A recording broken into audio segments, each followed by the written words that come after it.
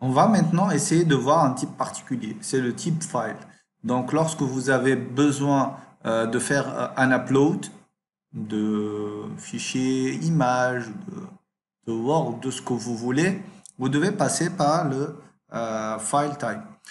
Donc on va essayer de voir ici de quoi il s'agit. Normalement, vous devez avoir ici quelque part un truc qui parle du file type. Voilà. Donc ça, c'est le file type avec les différentes propriétés qu'il faut avoir afin de pouvoir gérer ce file type là. D'accord? Donc ici, par exemple, il vous dit que vous devez ajouter une propriété que vous, de type file type et que vous deviez la récupérer ici en faisant du get data. Et là, en faisant du get data, vous allez pouvoir faire un move euh, de votre fichier vers le directory en fait. Vous faites un file flash move. Là, c'est le répertoire vers lequel vous voulez bouger votre fichier. Et là, c'est le nouveau nom du fichier en question. Et donc, on va essayer de voir tout ça ensemble afin de, de gérer un exemple concret, hein, je vais dire. Donc, ce qu'on va essayer de faire, c'est d'aller au niveau de votre entité. Je ne sais plus laquelle on va gérer. Donc là, c'est l'enseignant type. Donc, pour l'enseignant, je vais lui dire que, voilà, ici au niveau de l'enseignant, je vais ajouter une propriété qui va être l'image de l'enseignant lui-même. Donc, ici, je vais ajouter une propriété, une variable. Donc, je vais aller faire un private dollar image, d'accord? Et je vais aller lui dire que cette image-là, ça va être une variable de type string et qu'elle est associée à rien du tout en fait, d'accord? Maintenant, il faut que je le dise aussi que ça va être euh, une variable, donc je vais l'annoter @orm et là je vais faire un slash et ça va être une colonne. Voilà, vous voyez ici, elle va avoir comme nom image ou bien path ou ce que vous voulez et elle va être de type string, d'accord, et elle va avoir une taille, donc un length de 255 parce que ça va être un path, d'accord. Et donc, je vais ajouter un getter et setter ici. Je vais aller vers le code. Je vais faire un generate. Getter et setter. Automatiquement, il va détecter que celle-là, hein, tout simplement parce que les autres, ils contiennent déjà leur getter and setter. Il l'a ajouté quelque part ici, logiquement. Get et set image. Quelque part, ça va être. Voilà. Voilà, c'est là qu'il les a ajoutés. Bon, je vais les récupérer et les mettre en bas parce que ça n'a pas de sens qu'elles soient au tout début. D'accord? Voilà, je vais les mettre ici. Ok? Maintenant, ce que je vais aller faire, c'est que je vais aller lui dire php bin slash console doctrine de point schema de point update et tirer force. Non, dump SQL. Je vais pas aller me jeter comme ça. Et donc là, logiquement, il va me dire un alter table enseignant add image varchar not nul. Est-ce que c'est des champs au niveau de ma table enseignant? Est-ce que j'ai fait quelque chose? Elle est vide logiquement, donc il n'y a aucun souci, je peux faire ce que je veux, il n'y a pas de problème. Donc force. Ok, ça marche. Et donc ce que je devrais faire aussi, c'est aller au niveau de mon for et ajouter ce champ-là. Et donc ici, juste après le CIN, je vais lui dire, tiens, je veux avoir un add. Le champ, je vais l'appeler image. D'accord. Après, c'est un file type. Voilà. Exactement, c'est ce que je vais avoir. Et je vais avoir un petit array Et là, au niveau du label, je vais lui dire d'aller m'insérer. Veuillez sélectionner votre photo. Voilà, tout simplement. Maintenant, si j'actualise le formulaire, logiquement, je devrais avoir un truc. J'actualise.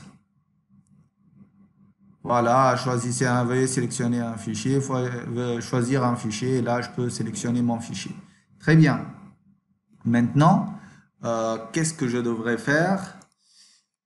Donc, je devrais récupérer cette information-là et voir ce que ça donne. Donc, si on suit la documentation, là, il va me dire que lorsque tu vas récupérer tes données, tu peux avoir l'information, les données sur le file au niveau d'un avec l'objet get, avec la méthode getData. Donc, ce que je vais essayer de faire, c'est d'aller étape par étape. Je vais aller au niveau de mon enseignant controller et là, je vais faire un, voilà ici, donc dollar file égale dollar form et donc une seconde que je me souvienne, c'est dollar form flèche pas de flèche, c'est dollar form. Et là, je vais lui donner le nom de ma propriété. Qu'est-ce que je l'ai appelé en fait au niveau de mon formulaire. Et là, je vais voir que c'est image. Voilà. Et ensuite, c'est un get data. Voilà. Un get data comme indiqué dans la documentation.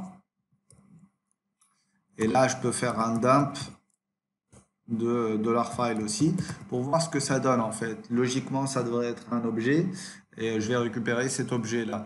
Et donc, je vais aller à ce niveau là. Je vais tester. Je vais aller chercher mon image au niveau du bureau. Logiquement, j'ai une image. Voilà. Non, c'est là. Voilà. J'ai sélectionné de ça. J'enseigne ces deux-là. Je préfère prendre le Symfony et je vais envoyer tout ça. D'accord? Ou bien on va avoir une erreur, ou bien on va avoir un truc. Et donc là, on a l'objet file qu'on a récupéré.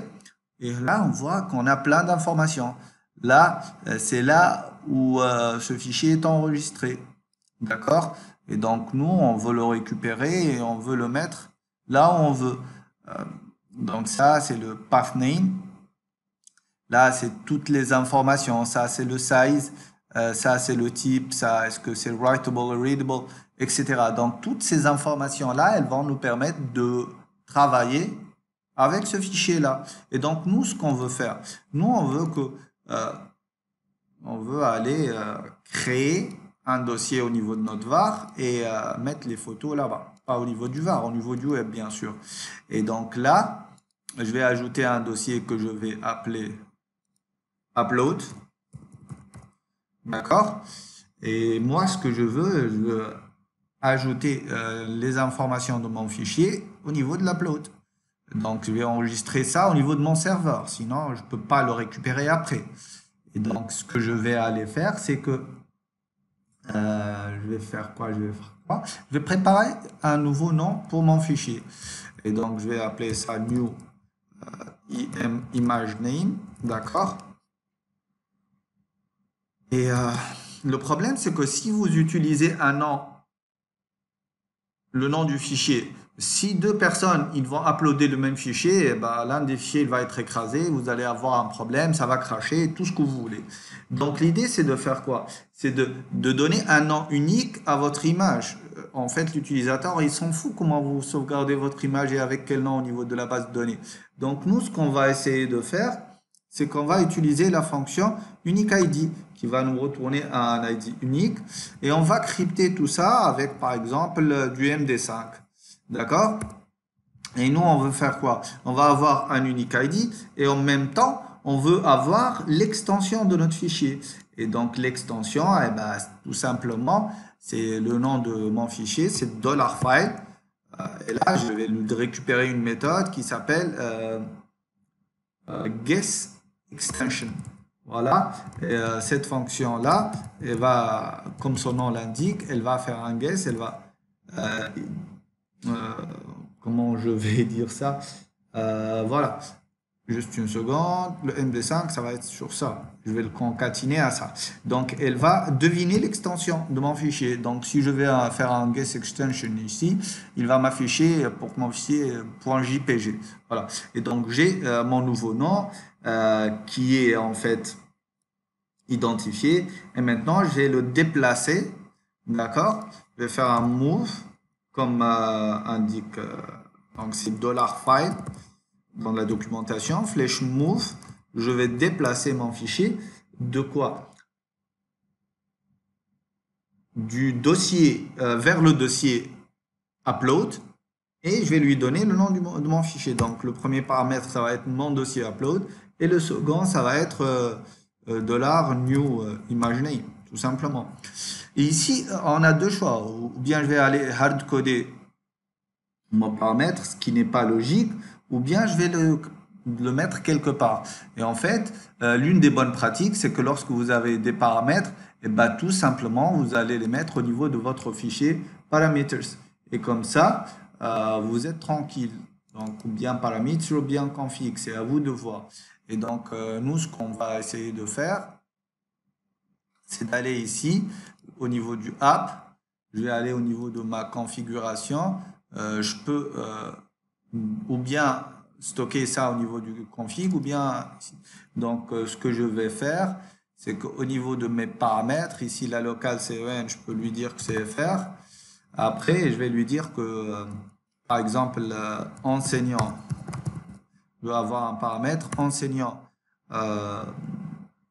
image, là où je vais enregistrer mes enseignants images, et ben, je voudrais que ça soit, deux points bien sûr, je voudrais que ça soit au niveau du dossier web, d'accord, dans le dossier upload, et je vais ajouter quelque chose ici. Je pourrais avoir besoin après d'uploader d'autres choses, donc je ne vais pas regrouper tout ça. Donc je vais faire un refactor, donc je vais lui dire c'est des uploads, et au niveau du dossier upload, je vais lui dire bah, tu vas avoir un nouveau dossier, directory, et je vais appeler ça enseignant. Voilà. Enseignant, pour avoir un truc organisé. Et là, je vais lui dire, tu vas pointer vers le directory. Donc, en fait, pour récupérer un paramètre, je vais lui dire que je veux que ça soit au niveau du kernel. Donc, noyau, kernel.root directory. Donc là, il va nous pointer sur le dossier source, plutôt le dossier app. Et donc, moi, je vais monter vers le CGT. Donc, je vais faire un slash point pour monter vers le dossier racine. Et après, je vais lui dire là, tu vas trouver un dossier web. Et là, tu vas trouver un dossier upload. Et là, tu vas trouver un dossier enseignant. Et c'est là que tu vas mettre les différentes images que je vais uploader. D'accord? Je vais mettre tout ça ici. Et donc là, au niveau de mon contrôleur, je vais tout simplement aller récupérer ce paramètre-là. Et donc, pour récupérer un paramètre, eh ben, on a une méthode qui s'appelle this au niveau de notre contrôleur. Pardon, this flèche, c'est pas this, c'est $this bien sûr. Et là, je vais lui dire, hey, tu vas me récupérer un paramètre. Et là, je vais lui donner le nom du paramètre. Et là, il va aller voir qu'il y a plein de paramètres. Et comment on a appelé notre paramètre, nous? Un truc avec enseignant, image, voilà. Et donc, je vais récupérer ce paramètre-là. Et là, si je change un jour, bah, je ne vais pas aller changer au niveau de mon code, je vais directement pointer sur ma configuration et changer ce paramètre-là. Donc là, il l'a enregistré, tout va bien. Et ce qu'il nous manque, eh ben, tout simplement, c'est d'aller vers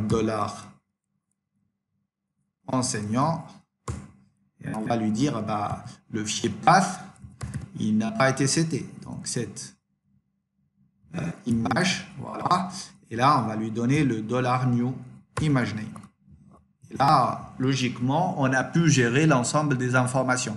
Donc ça, maintenant, si je fais un dump de mon enseignant, je vais trouver le path exact. Donc si je reviens ici et que j'envoie, et ben, au niveau, s'il n'y a pas de problème, bien sûr, oops, like something, the parameter enseignant image has dependency on non-existent parameter kernel point root dir. Apparemment, j'ai oublié quelque chose au niveau de mon kernel. Une seconde. Donc là, enseignant image, voilà, c'est ici. Voilà, c'est normal. J'ai oublié l'autre pourcent. Donc ça, c'est pour dire je veux le paramètre kernel.root directory. Donc si j'actualise, logiquement, ça devrait, oui, avec les mêmes informations. Est-ce que ça va marcher ou pas? On va voir de toute façon. S'il y a une erreur, on va essayer de la corriger. Et il réfléchit, et voilà. Et donc là, on voit que il manque le point. Vous voyez, on a oublié d'ajouter l'extension point. Ce qui fait que normalement, notre fichier a été créé, mais voilà, il y a un pourcent ici. C'est quoi ça? Voilà, il y a un point qui manque, il y a plein de bugs. Voilà, j'ai mis 1% ici, c'est pas là. Ça, c'est la première chose. Ensuite, au niveau de mon enseignant controller, j'ai concaténé tout ça, mais j'ai oublié d'ajouter une concaténation du point, tout simplement. Voilà, là, ça devrait marcher. Et donc, si j'actualise, bon, ça, tout ça, ça a marché. Donc, qu'est-ce qui reste à faire maintenant? On a mis notre fichier à sa place, on a tout fait bien. On a testé, donc déjà, je vais venir ici et je vais supprimer celle-là parce qu'elle n'a pas lieu d'être. Et là, on va mettre tout ça dans notre base de données. C'est logique. Donc ici, qu'est-ce que je devrais faire? Je devrais aller appeler mon entity manager égale $this flèche get doctrine et je vais getter mon manager. Voilà, super. Je vais faire un $entity manager flèche persiste et donc là, je vais persister mon objet enseignant. Et ensuite, qu'est-ce que je devrais faire? Je vais faire un flash, tout simplement. Voilà. Et je devrais faire un return quelque part. Et donc, on devrait avoir une route, une action qui nous affiche notre enseignant. Parce que là, on n'a rien fait en fait, ce niveau-là. Donc, je vais faire ça rapidement. Je vais avoir une fonction, public function, show action, qui va aller me récupérer. Donc déjà, ça, elle doit avoir une route. Voilà. Et là, on va avoir un name. Et je vais afficher liste enseignant. D'accord. La route, c'est slash list. Et après, ici, qu'est-ce que je vais faire? Je vais récupérer mon entité manager. Bon, ici, je n'ai pas besoin de l'entité manager, en fait. J'ai besoin de mon repository. Voilà, repository égale $10 flèche get doctrine flèche get repository. Et là, je devrais lui dire quel repository, c'est celui des enseignants. Voilà. Ensuite, qu'est-ce que je devrais faire? Eh ben, je vais avoir la liste de mes enseignants. Enseignant égale repository flèche find all. Je vais me récupérer tous les enseignants. Et là, je vais faire un return $this flèche render. Je vais retourner ma vue. Point virgule. Le premier paramètre, je vais l'avoir après. Après, j'ai mon tableau qui va contenir l'ensemble des enseignants. Voilà, et ça va être l'objet $enseignant. Voilà, et là je vais mettre ma vue que je n'ai pas encore créée. Donc ce qui va être fait maintenant, donc source, append, ressources, views. On a déjà un dossier enseignant. Je vais ajouter new file list.html.twig. D'accord. Je vais prendre le A, je vais prendre tout ça. Dans la liste, je vais coller ça. J'hérite de ma base. Ici, c'est la liste des enseignants. Voilà. Et là, je vais pas m'attarder sur l'affichage, je vais juste faire un dump de enseignants. Voilà. Après, on peut afficher et faire ce que vous voulez avec les données puisqu'on les a. D'accord? Et là, je vais faire un return. Quel que soit X, je vais faire un return de $is flèche forward. Et là, je vais faire c'est mon contrôleur enseignant et c'est show. Voilà. Et donc là, je vais tester est-ce que réellement tout fonctionne. Donc je reviens ici, je vais envoyer tout ça et voir si ça marche ou pas. S'il y a un problème, ça va m'afficher un problème et on va le régler. Sinon, il devrait insérer l'élément dans la base avec toutes ses relations, copier le fichier dans le dossier enseignant sur le dossier uploads et faire ce qu'on veut. Donc, enable to find template. Oui, je comprends pourquoi il n'arrive pas à avoir ce template-là. Parce que logiquement, j'ai utilisé... je n'ai rien utilisé, j'ai pas mis la vue, tout simplement. Donc, c'est app enseignant liste. Voilà, ça devrait marcher. Déjà, ce qu'on devrait vérifier, c'est que est-ce que la table enseignant a été modifiée? Oui, on a ajouté l'enseignant avec le cours ID 3, avec l'image qu'on vient de créer. Dans l'enseignant section, on a ajouté, voilà, l'enseignant 1, il a les deux sections, 1 et 2. Et si on va au niveau de notre dossier, uploads, logiquement, on devrait avoir notre image. Voilà, c'est moi qui est content. Super.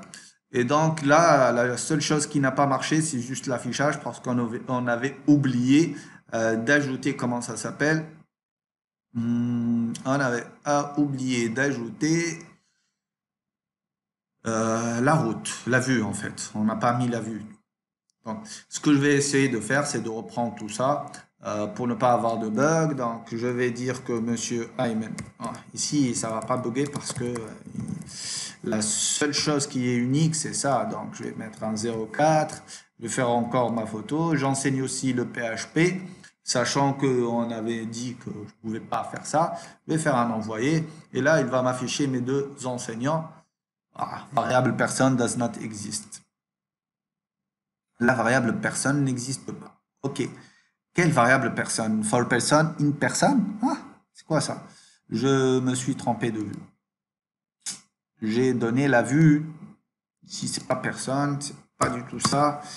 Ici, c'est enseignant. C'est pas le add. C'est la liste. Voilà. Voilà. Bon. Je reprends une troisième fois.